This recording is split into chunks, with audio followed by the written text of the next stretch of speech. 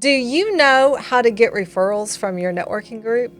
I'm Julie Wakefield. And I'm Roger Wakefield. And why is that important? If you're going to take time to go out and network, remember, you're not there to sell. You're there to build relationships. So people need to know how to refer you. And Julie, this is something you talk about all the time. Going out and networking and building relationships is great, but if people don't know how to refer you, it's not really going to help very much. Yeah, and this is why people join a networking group or a chamber and kind of halfway through their membership year, they come in and they go, we're not really getting anything out of it. It's not working. Because it's not converting. And so it's one thing to go out and network and have fun and get to know people.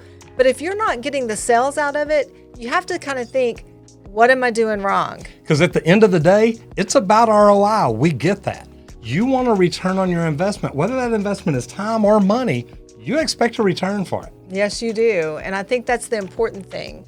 So we want to talk today about how do you teach people how to refer you? Because that's an important piece that I think is often overlooked. You know, as humans, we do what we're trained to do. And we do that very well. Yeah. So, you know, Roger, I think the one thing when we talk about people refer others who that we know, love, trust, and are connected with. So it's just more than just hanging out with them. You have to really get into who you are. And I really like to start with, why do I do what I do? What's your why? So what's your story?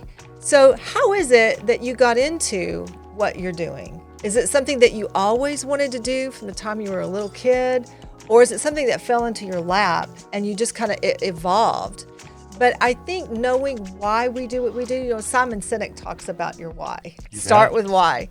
You really have to nail that. Think about it. If you don't know about it, you got to really dig deep and write it down. So another good thing, Julie, is what's your difference? What is different about what you do? I kind of like that, what you said a while ago about, you know, we don't always know what we want to be when we grow up. Yeah. You know, I didn't go to kindergarten carrying a pipe wrench over my shoulder. No, it fell into your lap. It fell into my lap. But later I realized, man, I really do love doing this. At Texas Green Plumbing, I think what makes us different is the slab leak, the leak detection, getting out and building a network, getting out and relating to people and our customers. A lot of plumbers, a lot of tradespeople don't just go out and talk to people and say, yeah, I'm a plumber. You'd be surprised how many people at networking events, which you've seen it, walk up and say, oh my gosh, you're a plumber. Can I talk to you? Absolutely. Yeah. And you can build a great relationship. Right. And I think the other important part of that is, why do we specialize in leak detection?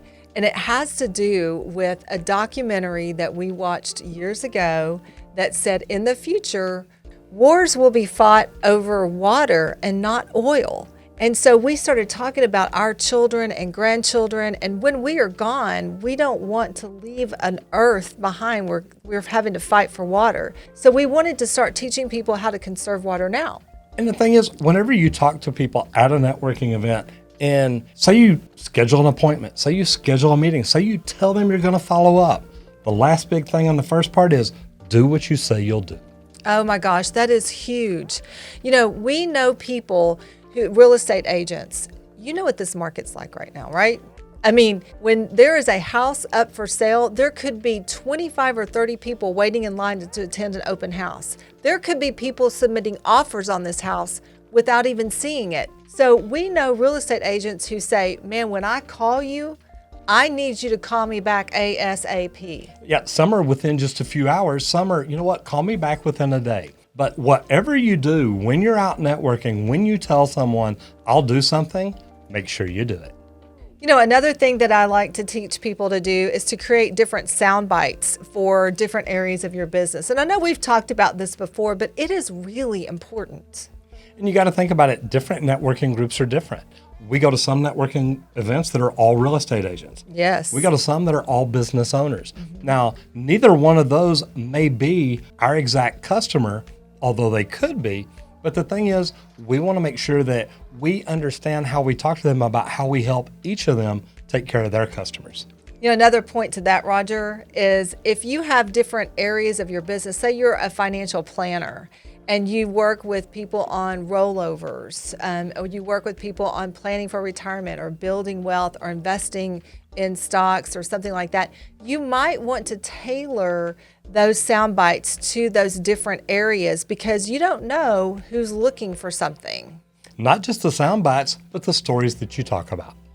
So talking about the stories, make sure you do share stories. If you can tell them a story about something that you've dealt with that maybe is similar to them and their clients, the customers that they represent, the people that they have that they would refer you to, if you can tell them stories that will make them make that connection, you've got a bigger chance of getting recommended.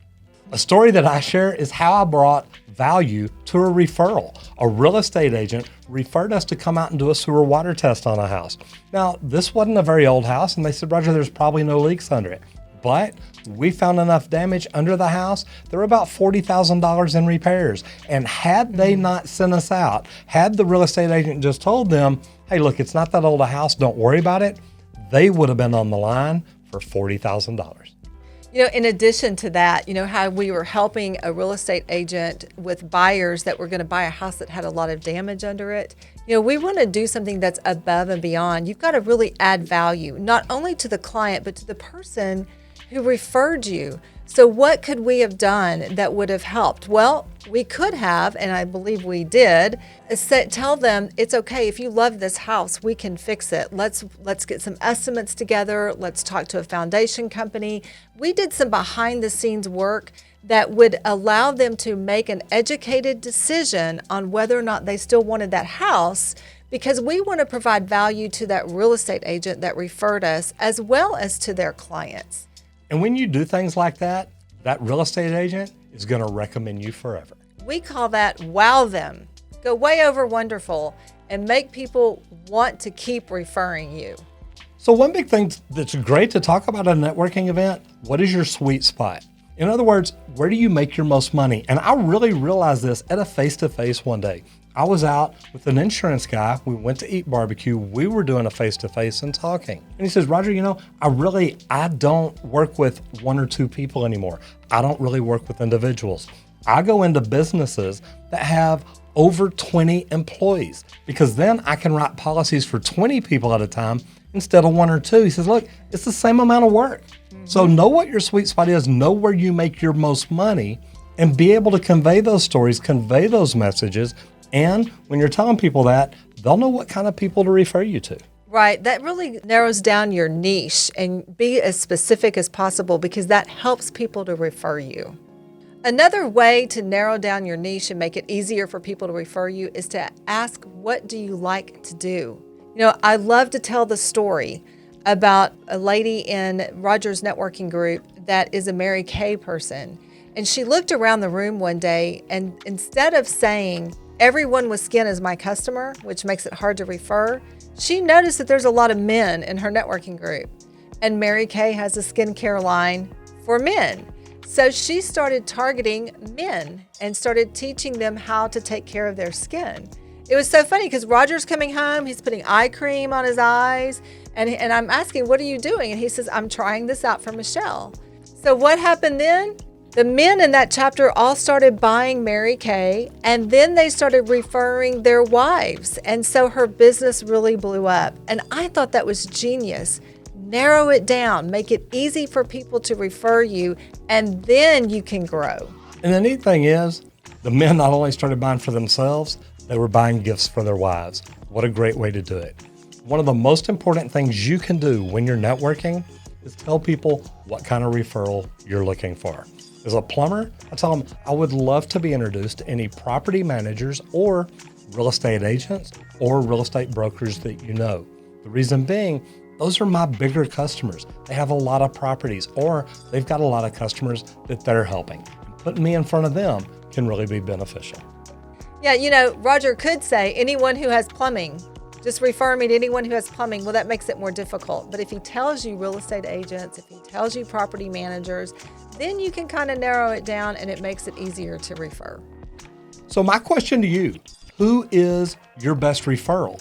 Is it just one customer at a time? Is it just one person at a time? Or do you have a great referral that could introduce you to a lot of people? To me, those are the people that make networking really worth going and spending the time. So what we want to know is, what do you do to get referrals? How do you get the ROI back from your networking? Leave us a comment below and tell us what you do. Offer suggestions. We'd love to hear from you. And if you haven't shared this video, share it with somebody that you'd like to network with, or someone you know that possibly needs to learn how to network. I'm Julie Wakefield. And I'm Roger Wakefield. We'll see you in the next video if we don't see you at a networking event first.